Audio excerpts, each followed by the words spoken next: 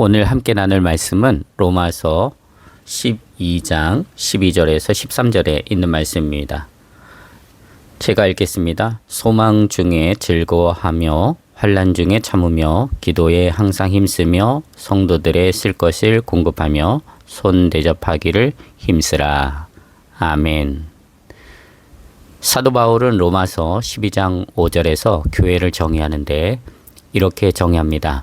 이와 같이 우리 많은 사람이 그리스도 안에서 한 몸이 되어 서로 지체가 되었느니라. 즉 교회는 그리스도이신 예수 안에서 많은 사람들이 한 몸이 되고 서로 지체가 되는 그리스도 공동체, 예수 공동체라는 것입니다. 그래서 이 세상에 존재하는 모든 교회의 지체는 지역에 따라서 다 다양해질 수 있고 달라질 수 있을지 모르지만 그 교회의 머리 되시는 분은 오직 한 분 예수 그리스도이십니다. 그러므로 교회의 지체들인 성도들은 오직 예수 그리스도만이 우리 교회의 머리요 주가 되심을 일평생 잃어버리지 않는 것이 복입니다. 그리고 그분의 말씀을 몸의 지체들인 우리들은 잘 들어야 합니다. 마치 다윗이 시편 19편 10절에 고백했던 것처럼 하나님의 말씀을 금, 곧 많은 순금보다 더 사모하는 마음으로 듣고 꿀과 송이꿀보다 더 단 것으로 듣는다면 그 말씀이 우리에게 가장 큰 은혜요, 복이며 기쁨이 되는 말씀으로 역사할 줄 믿습니다. 이런 주님의 몸된 교회 안에서 지체된 성도들이 교회 생활을 할 때 항상 기억해야 할 것이 하나님이 기뻐하시는 교회 생활을 해야 하는 것입니다. 그럼 하나님이 기뻐하시는 교회 생활은 어떤 생활입니까? 먼저 지체된 성도들에게 하나님께서 주신 은혜대로 받은 은사대로 교회를 섬기는 것입니다. 하나님께서 예언의 은사를 주셨으면 그 하나님께 받은 바 예언의 은사를 가지고 주님의 몸된 교회를 섬기는 교회 생활을 하는 것입니다. 섬기는 일에 하나님께서 은사를 주셨으면 섬기는 일로, 가르치는 일에 하나님께서 은사를 주셨으면 가르치는 일로, 위로하는 은사를 하나님께서 주셨으면 지체들을 위로하는 일로, 그렇게 받은 바 은사를 따라서 지체들을 섬기면서 사는 교회 생활을 하는 것입니다. 그리고 지체 간에, 즉 성도 간의 관계를 형성함에 있어서 어떻게 교회 생활을 해야 하는지도 우리는 말씀을 통해 가르침을 받았습니다. 먼저 형제를 사랑하는 교회 생활을 하는 것입니다. 형제를 사랑하여 서로 우애하는 것입니다. 서로 존경하기를 먼저 하는 것입니다. 그리고 그 형제의 사랑에는 거짓이 없어야 한다는 것도 배웠습니다. 또 교회 생활을 함에 있어서 배운 것은 악을 미워하고 선에 속하는 교회 생활을 하는 것입니다. 이런 섬김의 삶을 살아가는데 부지런함으로 그리고 열심을 품고 성도 간에 행할 때 바로 그 교회 생활은 형제의 섬김을 넘어 주님을 섬기는 삶이 되는 것을 우리는 잊지 말아야 할 것입니다. 오늘은 주님의 몸된 지체인 성도들이 교회 생활을 어떻게 해야 하는지 세 번째 말씀을 전하겠습니다. 12절에 있는 말씀입니다. 소망 중에 즐거워하며 환난 중에 참으며 기도에 항상 힘쓰며. 먼저 소망 중에 즐거워하는 삶을 사는 것이 하나님을 기쁘시게 하는 성도들의 교회 생활이라는 것입니다. 그럼 본문에서 사도 바울이 말하는 이 소망은 어떤 소망일까요? 이를 알기 위해서 우리는 로마서에 나타난 소망과 관련된 말씀들을 살펴볼 필요가 있습니다. 먼저 로마서 5장 2절입니다. 제가 읽겠습니다. 또한 그로 말미암아 우리가 믿음으로 서 있는 이 은혜에 들어감을 얻었으며 하나님의 영광을 바라고 즐거워하느니라. 이 말씀 가운데 소망에 관한 말씀이 있습니다. 하나님의 영광을 바라고 할 때 바라고가 바로 소망인 것이죠.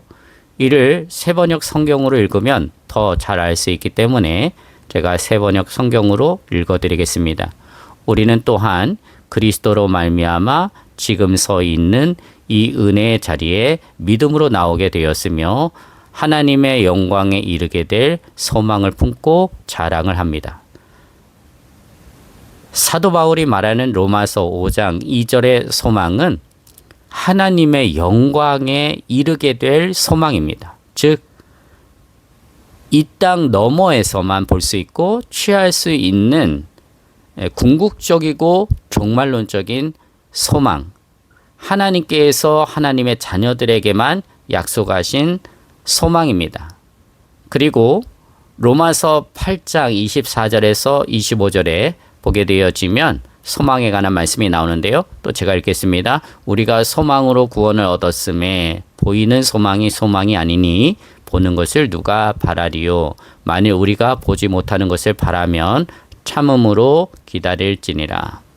먼저 여기에서 말하는 소망은 구원 얻음과 관련된 궁극적이고 종말론적인 소망입니다.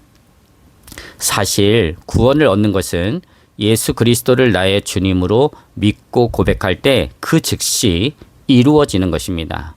이를 증거하는 말씀이 요한복음 1장 12절에서 13절의 말씀입니다.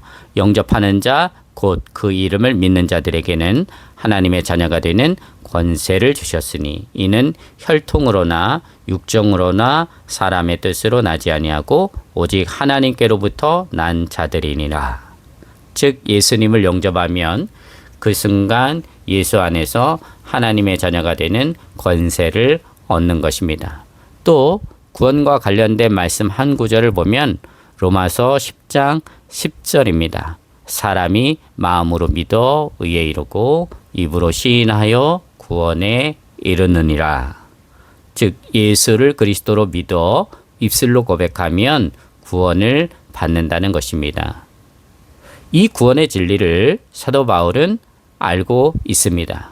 그런데 놀라운 것은 이 구원 얻음에 관하여 지금 사도 바울은 완성된 것으로 최종적인 것으로 보지 않고 한 걸음 더 나간 소망의 관점에서 보고 있다는 것입니다.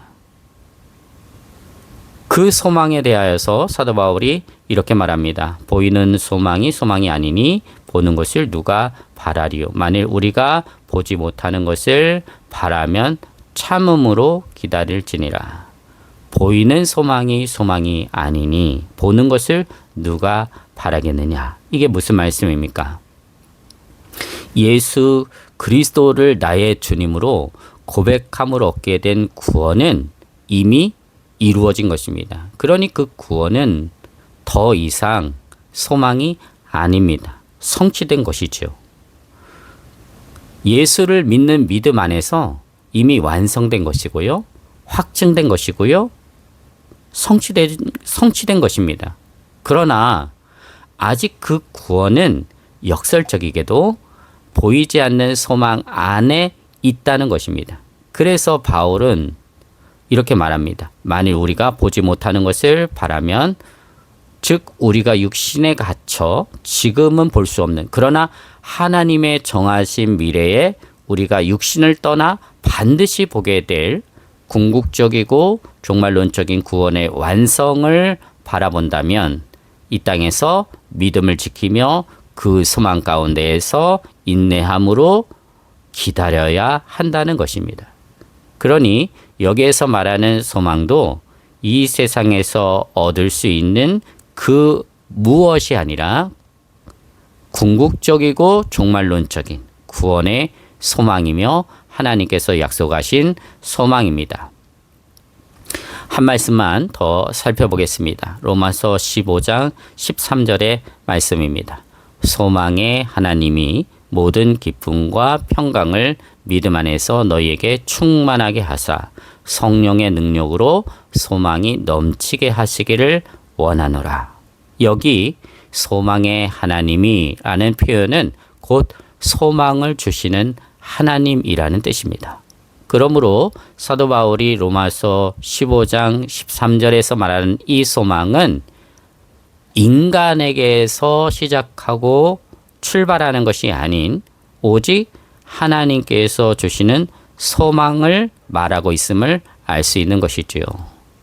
그러므로 오늘 설교 본문에 나타난 소망 중에 즐거워하라에서 이 소망은 창조주이시고 구원주이시고 심판주이신 하나님께서 예수 그리스도 안에 있는 성도들에게 약속으로 주신 소망입니다.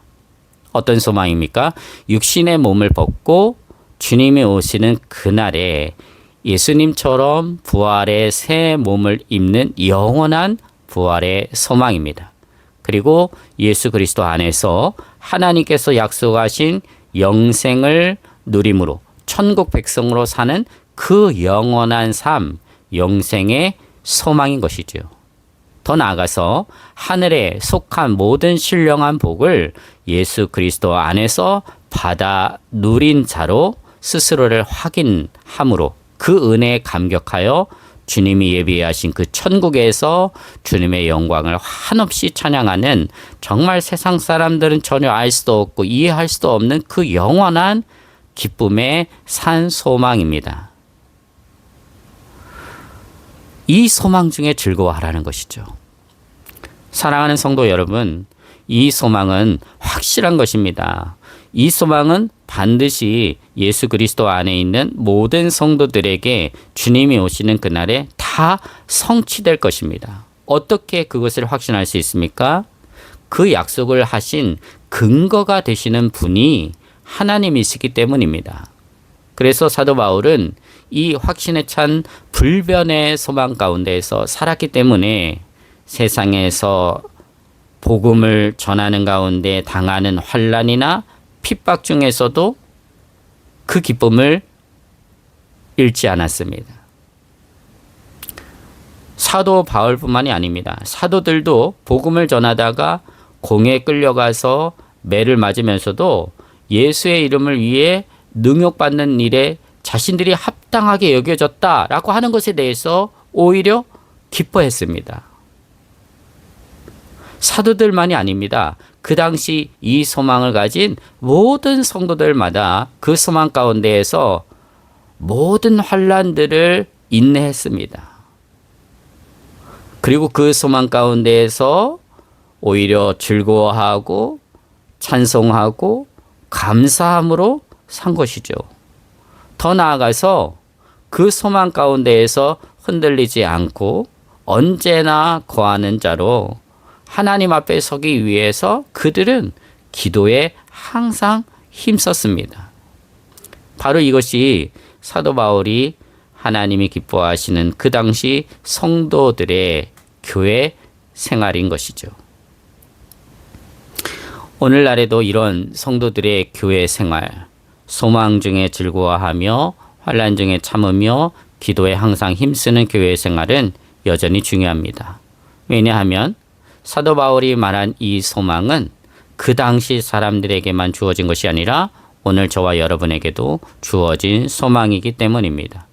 그러므로 이 소망을 확신함으로 그 어렵고 힘든 시대 속에서 기뻐하며 감사하며 찬송하며 살았던 신앙의 선조들처럼 우리들도 지금 우리 눈에 보이지는 않지만 하나님의 정하신 때에 반드시 이루어 주실 그 궁극적이고 종말론적인 영원한 소망 가운데에서 사도 바울이 가르쳐준 교회 생활을 이 시대 속에서도 충성되게 신실하게 이루면서 살아가는 그러한 주님의 교회 지체들이 다 되어줄 수 있게 되시기를 주님의 이름으로 축복을 드립니다.